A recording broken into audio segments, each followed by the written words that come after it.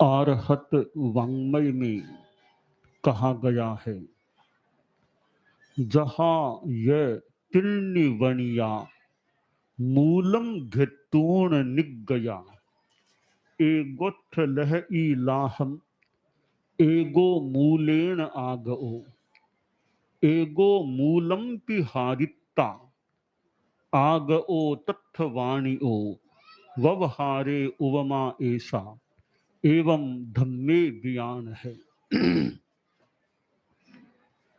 हम सब मनुष्य गति में हैं। 4 गतियां बताई गई हैं। 25 बोल को याद करने वाले, याद रखने वाले जान सकते हैं। पहला बोल गति 4, नरक गति, त्रियंच गति, मनुष्य गति, देव गति। इन 4 गतियों में सभी सांसारिक जीवों का समावेश हो जाता है। फिर जो शेष जीव बचते हैं वे सिद्ध जीव होते हैं। सिद्धों की तो एक 5वीं गति है, अलग स्थिति है। वे जन्म मरण की परंपरा से मुक्त हो गए हैं। तो इन 4 गतियों में हम मनुष्य गति में हैं। और मनुष्य मरने के बाद नरक में भी कोई पैदा हो सकता है, तिर्यंच गति में भी जा सकता है, वापिस मनुष्य भी बन सकता है, देव गति में भी जा सकता है और कोई मोक्ष में भी जा सकता है। यानी मनुष्य की मृत्यु के बाद 5 स्थान हो गए, नरक, तिर्यंच, मनुष्य, देव और मोक्ष। अब मनुष्यों के लिए चिंतन का एक विषय है कि यह मनुष्य गति यानी एक पूंजी हमें प्राप्त है। एक बड़ा महत्वपूर्ण जन्म है मनुष्य का, संगी मनुष्य का जन्म। एक संपत्ति हमें प्राप्त हुई है मनुष्य गति के रूप में। अब इस संपत्ति का हम क्या करते हैं? किसी के पास कुछ संपत्ति हो, वह उस संपत्ति के द्वारा व्यापार धंधा करके संपत्ति को बढ़ा भी सकता है। कोई संपत्ति को जुए आदि में लगा दे और गलत कामों में लगा दे तो हो सकता है वह संपत्ति नष्ट भी हो जाए। कोई आदमी संपत्ति है उतनी पड़ी है, न तो कमाया और न गमाया, यह स्थिति भी रह सकती है। इस संदर्भ में शास्त्रकार ने एक दृष्टांत दिया है। मैं उसे अपने तरीके से बताना चाहूंगा। एक सेठ था। सेठ के 3 लड़के थे। सेठ ने सोचा कि अब मैं तो धीरे धीरे निवृत्ति की ओर जा रहा हूं, धार्मिक सामाजिक इन कार्यों में ज्यादा आगे बढ़ रहा हूं, तो पीछे मेरे पुत्र हैं, उनका तो अभी समय है कमाई करने का, धंधा करने का, तो इनको मैं इस कमाई के मामले में, व्यापार में, धंधे में अच्छी तरह लगा दूं। एक दिन तीनों पुत्रों को सेठ ने अपने पास बुलाया। तीनों पुत्र आ गए। ऐसे कभी कभी परिवार में मीटिंग भी अगर होती है तो मीटिंग में कुछ अच्छी प्रेरणा भी दी जा सकती है, धार्मिक प्रेरणा दी जा सकती है। तो मानो एक मीटिंग सी हो गई, पारिवारिक मीटिंग। तो पिता बैठा था, तीनों पुत्र सामने बैठ गए। कुछ बात स्वास्थ्य आदि की चलने के बाद पिता ने कहा, एक मैं विशेष बात बताना चाहता हूं कि अब मैं तो व्यापार आदि से निवृत्त होना चाहूंगा, एक साथ नहीं, थोड़े समय में धीरे धीरे पूरा निवृत्त हो जाऊं और फिर अपना सामाजिक धार्मिक सेवा में और अपने आत्म साधना में, धर्म ध्यान में अब ज्यादा लगना चाहता हूं, क्योंकि 70 पार की मेरी उम्र है। अब जितना जीवन है मैं सामाजिक की धार्मिक सेवा भी करूं और अपनी धार्मिक साधना भी करूं। परंतु तुम तो अभी टाबर हो, तुमको तो अभी कमाई धंधा इसमें भी लगना है। तो देखो मैं चाहता हूं तुम तीनों दूर देश प्रदेश में जाओ, कमाई धंधा करो, और मैं तुम तीनों को 1,000 रुपये दे रहा हूं। कुछ प्राचीन काल की बात मान ले हम, 1,000 रुपये तुम अपने अपने ढंग से काम करो, कमाई करो, 12 वर्ष तक बाहर रह करके फिर मेरे पास यानी या अपने गांव में आ जाना। तीनों लड़कों ने जैसा पिता का इंगित था, पिता ने तीनों के हाथों में 1,000 की रकम दे दी। अब जल्दी जब तुम्हारा प्रोग्राम बने यहाँ से रवाना होने का, देख लेना, 2 दिन 5 दिन 7 दिन जब तुम्हारी व्यवस्था बैठे रवाना हो जाना। आखिर 2 4 5 दिनों के बाद तीनों भाई पिता माँ को प्रणाम करके विदा हो गए। चलते गए एक बड़ा नगर आ गया। तो फिर तीनों ने बैठ करके निर्णय किया कि यहां तक तो हम साथ आ गए हैं, अब तीनों अलग अलग अपना अपना काम धंधा जो करना हो सो करें, अपनी अपनी कमाई करें, जो कमाएंगे वो अपना अपना होगा। और करीब 12 वर्ष के बाद लगभग हम वापिस इसी जगह सब मिल जाएंगे, फिर गांव चलेंगे। अपना निर्णय किया और तीनों भाई अलग अलग जहां जाना था वहां चले गए। बड़े भाई ने सोचा कि 1,000 रुपयों की पूंजी है, क्या करूं, मैं पढ़ा लिखा नहीं हूं, जीवन में शिक्षा न हो तो वह भी एक कमी रह सकती है। संस्कृत में कहा गया, माता शत्रु पिता वैरी येन बालो न पाठितः। माता शत्रु पिता वैरी येन बालो न साधितः। वह माँ शत्रु है, पिता दुश्मन है, जो अपने बच्चे को पढ़ाता नहीं है और जो अच्छे संस्कार देने का प्रयास नहीं करते हैं। तो बड़े भाई ने सोचा, मैंने विशेष पढ़ाई तो की नहीं, क्या धंधा करूंगा और कैसे कर पाऊंगा, क्या करूं। अब आदमी का भाग्य, कई बार दिनमान खराब होते हैं तो बुद्धि भी फिर आदमी की कुछ वैसी, तो जो भी चिंतन भी वैसा ही हो गया। सोचा और तो ज्यादा नहीं जानता, जुआ खेलना तो मैं जानता हूँ, जुआ खेलूं, कुछ आना होगा तो आ जाएगा। अब जुए में लग गया। थोड़े ही दिनों में 1,000 रुपये जुए की अग्नि में मानो स्वाहा हो गए, खत्म हो गए। अब बिल्कुल निर्धन हो गया। तब जैसे तैसे सोचा करूं क्या। अब एक लकड़ियां काटना यह काम शुरू किया, लकड़हारा बन गया, लकड़ियां काट के लाता बेचता, कुछ मिलता उससे काम चलाता।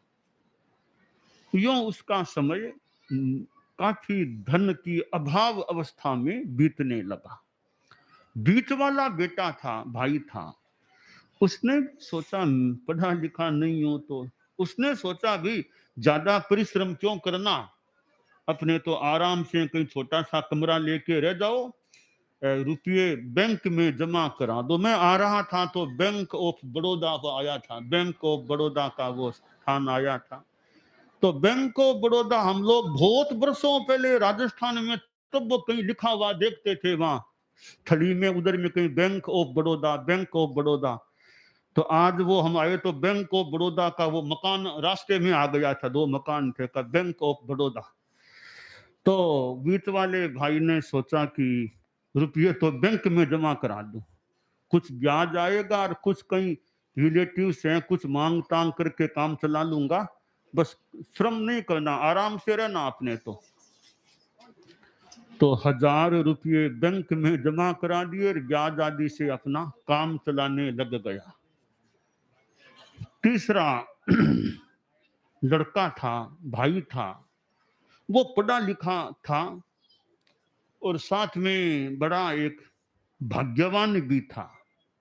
हमारे जीवन में भाग्य भी अपना काम करता है। बिना भाग्य के कई बार कुछ विशेष मिलना मुश्किल है। जैसे आचार्य तुलसी को हम देखें, 22 वर्ष करीब उम्र थी और तेरा पंथ के युवाचार्य आचार्य बन गए थे। तो अनुमान या संभावना कर सकते हैं कोई ऐसा उनका भाग्य था, इतनी छोटी उम्र में वे एक संघ के मानो सम्राट मालिक बन गए थे, आचार्य बन गए थे। तो हमारे जीवन में पिछले जो बंधा हुआ भाग्य है, कर्म कह दें भाग्य कह दें, उसका भी अपना प्रभाव होता है कि भाग्य है तो पदे पदे निधानानि, भाग्य होने पर पग पग पर निधान। तो छोटे लड़के ने सोचा कि पढ़ाई अच्छी की हुई थी। आजकल जैसे कितने बच्चे पढ़ते हैं, कोई एमबीए कर लेते हैं, कोई सीए हो जाता है, कोई और कुछ से अच्छी अच्छी इंजीनियरिंग आदि आदि पढ़ाई कर लेते हैं। तो अच्छा पढ़ा लिखा था। पढ़ाई के लिए बच्चे कहाँ कहाँ जाते हैं, विदेश चले जाते हैं, जगह जगह अच्छी पढ़ाई करें। अच्छी पढ़ाई साथ में अच्छे संस्कार भी आए तब पूरी बात हो। पढ़ाई करने जाते हैं, वहां विदेश में जहां भी हॉस्टल में मान लो ठहरे, तो वहां का भोजन कैसा है, नॉन वेज है या वेज है, यह भी एक चिंतन का विषय है कि बच्चे जाएंगे तो जहां हॉस्टल आदि में ठहरेंगे भोजन कैसा करेंगे, वेज होगा नॉन वेज होगा, क्या व्यवस्था होगी, यह भी एक चिंतन का संस्कार का विषय है। तो छोटा भाई पढ़ा लिखा पुण्यवान भाग्यवान, उसने सोचा मैं तो व्यापार में लगूंगा। व्यापार शुरू किया और कार्य इतना द्रुत गति से आगे बढ़ा, मानो कल्पनातीत सफलता मिली। और 12 वर्ष संपन्नता को आए तब तो बहुत 1000 रुपये ले गया था और कई लाख लाखों लाखों लाखों की कमाई हो गई थी। अब उनका पहले से निर्णय था कि 12 वर्ष करीब वो होंगे पूरे, अमुक दिनांक में यहां सबको मिलना। 2 भाई तो मिल गए, सबसे छोटा और बीच वाला, तीसरे भाई साहब नहीं मिले। वो तो लकड़ आ रहा था और उसमें लगा हुआ था, जैसे तैसे उसको भी खोजा, खोज करके प्राप्त किया, तीनों मिले। अब तीनों मिलकर के गांव गए। चलते चलते गांव पहुंचे, घर पहुंचे। पहुंचने के बाद पिता माँ से मिले, खाना पीना सब किया, स्नान वगैरह हो गए। 1-2 दिन बाद पिता ने तीनों को बुलाया और पूछा कि बोलो, रिपोर्ट दो, क्या किया, क्या कमाया, क्या हुआ।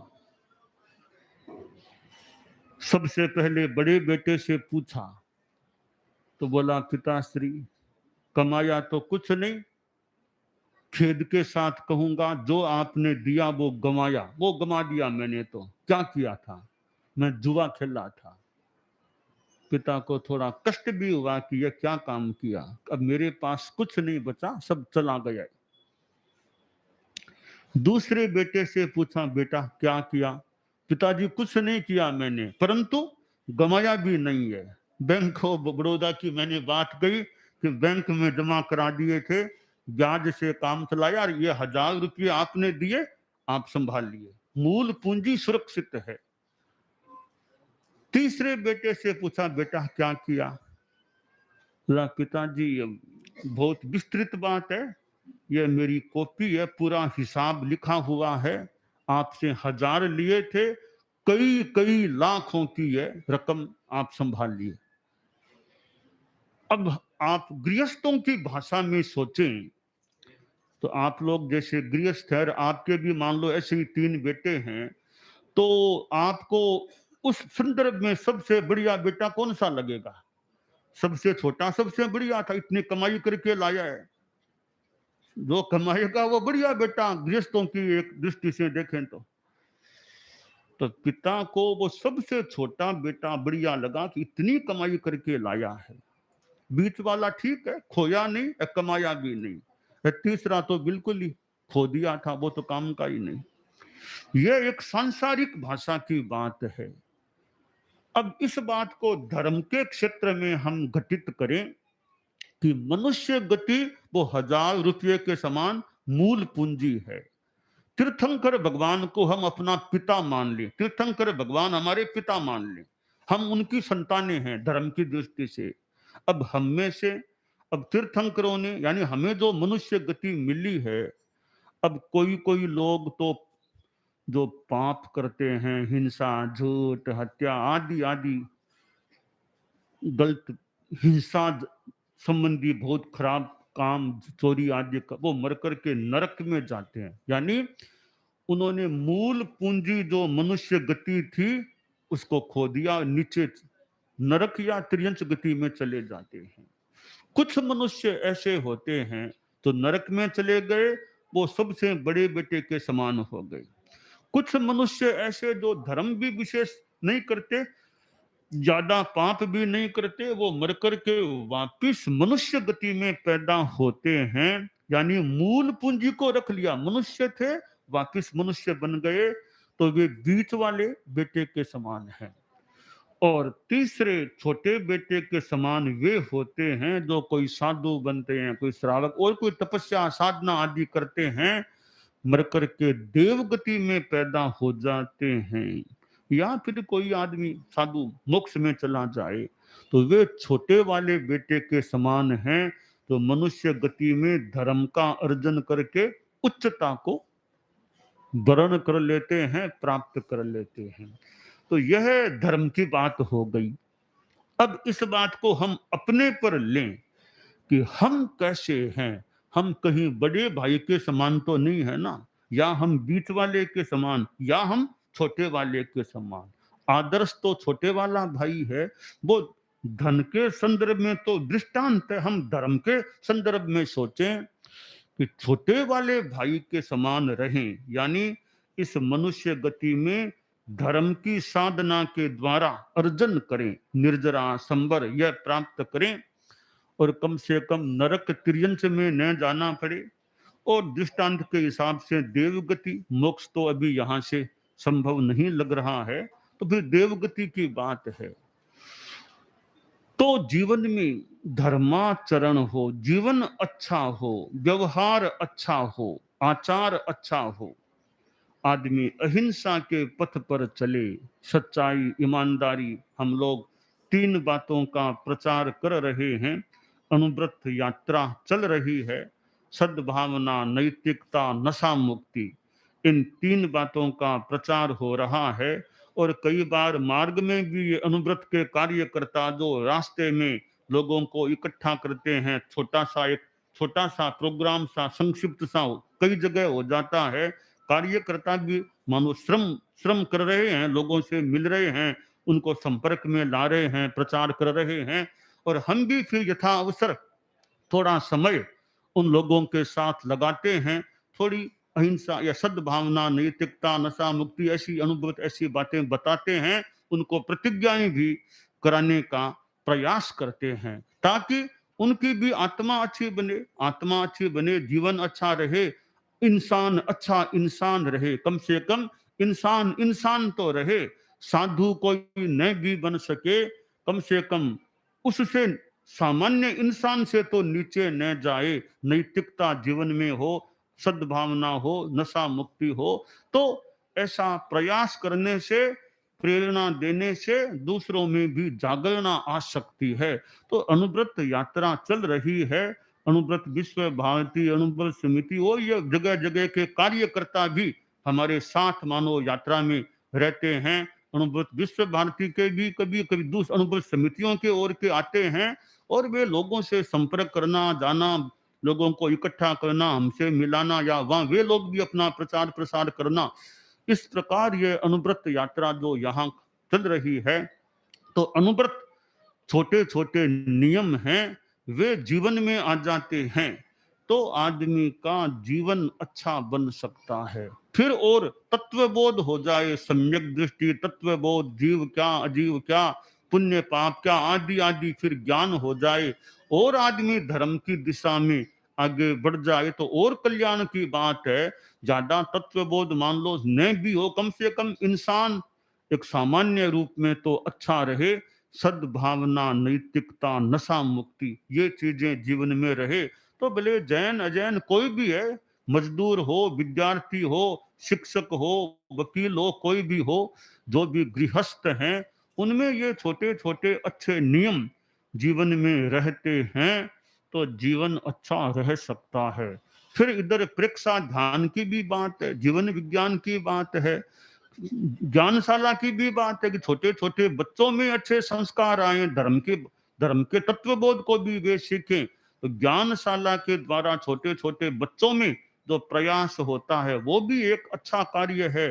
प्रेक्षा ध्यान है, कितने प्रशिक्षण देने वाले, प्रेक्षा ध्यान का प्रसार जो करने वाले, प्रेक्षा ध्यान का प्रयोग जो करने कराने वाले, वो भी एक कल्याण की एक अच्छी एक विधा है। ऐसे अनेक ये कार्यक्रम हैं, अनुव्रत, प्रेक्षा ध्यान, जीवन विज्ञान, जो लोक कल्याणकारी, मानव कल्याणकारी, आत्म कल्याणकारी जो उपक्रम हैं। ऐसे उपक्रमों के द्वारा जो अजैन लोग हैं, जो जैन धर्म से इतने संपर्क में न भी हों, वे भी एक अध्यात्म और नैतिकता के मार्ग पर आगे बढ़ सकते हैं। तो हम अपने मनुष्य जीवन का अच्छा लाभ उठाएं और उन आध्यात्मिक उन्नयन करने का प्रयास करें, यह काम्य है।